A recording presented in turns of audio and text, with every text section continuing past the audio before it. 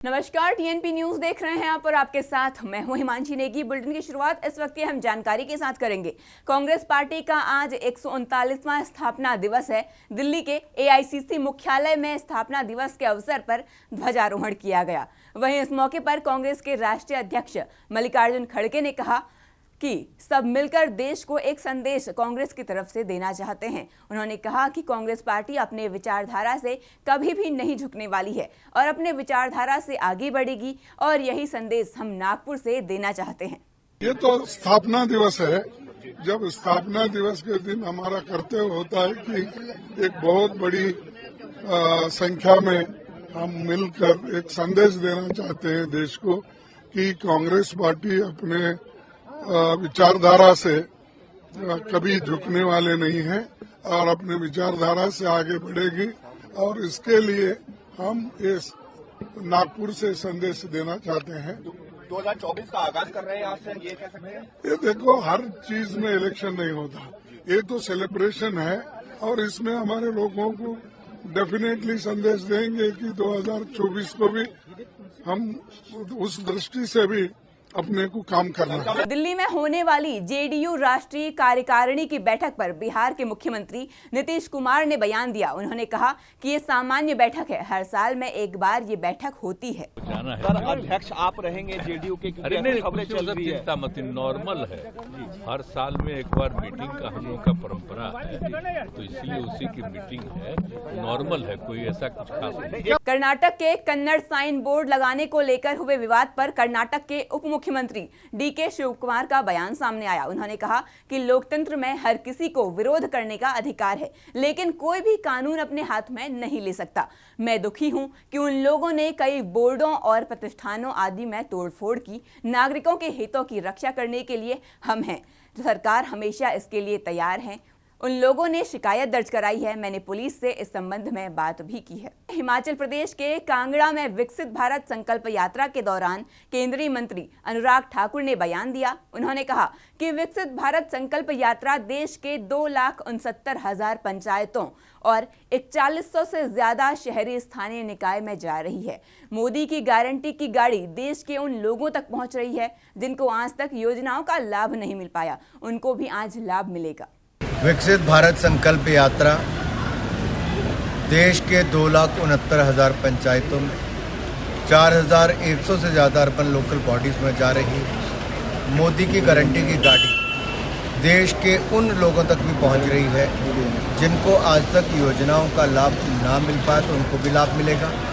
और देश के ऐसे करोड़ों लोग जिनको आज तक लाभ मिला, वो भी आकर अपने जो अनुभव है वो मेरी कहानी मेरी जुबानी के माध्यम से बता रहे हैं। प्रसन्नता की बात यह है कि पिछले 10 वर्षों में 4 करोड़ गरीबों को पक्के मकान, 12 करोड़ शौचालय, 13 करोड़ नल से जल और 60 करोड़ लोगों को 5 लाख का इलाज बिल्कुल मुफ्त में आयुष्मान भारत से। तो वहीं पर प्रधानमंत्री गरीब कल्याण अन्न योजना के माध्यम से 5 किलो अनाज अगले 5 साल तक भी मुफ्त मिलता रहे।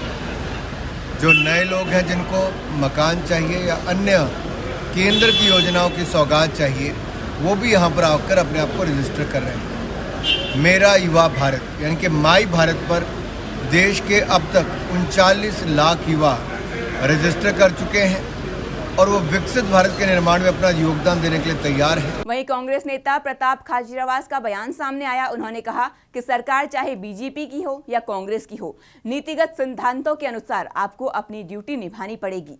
बीजेपी को अपना हनीमून पीरियड छोड़कर कानूनी व्यवस्था पर ध्यान देना चाहिए। महिलाओं को कुचलकर मारा जा रहा है। एक महिला को 1.5 मिनट अपराधी घसीटते रहे, अभी तक अपराधी नहीं पकड़ा गया। गैंगस्टर बढ़ रहे हैं, बच्चियों के साथ रेप हो रहा है। बीजेपी की सरकार कहां है? देखिए, एक बात मानकर चलना, सरकार चाहे बीजेपी की हो या कांग्रेस की, नीतिगत सिद्धांतों के अनुसार आपको अपनी ड्यूटी निभानी पड़ेगी। भारतीय जनता पार्टी अपना हनीमून पीरियड छोड़कर कानूनी व्यवस्था पर ध्यान देना चाहिए। आप कानूनी व्यवस्था के मुद्दे पर बड़ी बड़ी बातें करके, बड़े बड़े डायलॉग मारकर सत्ता में आ गए।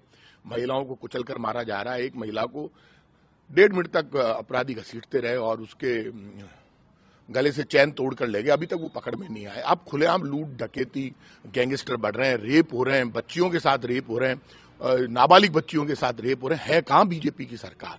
अब मुझे तो ये बताइए, इतना लंबा हनीमून तो मैंने किसी सरकार का नहीं देखा। हम हार गए, हमारी सरकार नहीं रही, आप बीजेपी की सरकार आ गई, पेपर लीक हो गया बीजेपी की सरकार आते ही। अब है कहां बीजेपी? नजर ही नहीं आ रही बीजेपी, सिर्फ बातें ही बातें। अब वो पेट्रोल डीजल कब सस्ता करोगे? बीजेपी के लोगों को बताओ, लोग इंतजार ही कर रहे हैं। पूरी दुनिया में क्रूड ऑयल के दाम सस्ते हो गए। इतना सस्ता क्रूड ऑयल होने के बाद भी यहां राजस्थान में गारंटी दी थी कि 12-13 रुपए कम कर देंगे, तो अभी तक तो 12 पैसे कम नहीं हुए। तुरंत कम कीजिए, 1 महीना होने को आया आपकी सरकार को। अब बीजेपी ने जिन मुद्दों पर चुनाव लड़ा, मैं मान गया, आपने हिंदू मुसलमान के नाम पर लोगों को, हिंदुओं को डराकर, मेजोरिटी ऑफ वोट्स को डराकर आपने कहा मुसलमान आ जाएंगे, मस्जिद बन जाएगी, मजार बन जाएगी। ये कुछ नहीं होने वाला था, ना कभी होता है। आप डरा कर वोट लेते हैं, आप काम करके वोट नहीं लेते। बीजेपी को जवाब देना पड़ेगा, और कानून व्यवस्था के मुद्दे पर बीजेपी आगे आकर कुछ करके दिखाए। जनता बहुत परेशान है, असुरक्षित महसूस करती है। खबरों में आगे बढ़ते हैं। भारतीय कुश्ती महासंघ यानी WFI के निलंबित अध्यक्ष संजय सिंह ने बयान दिया।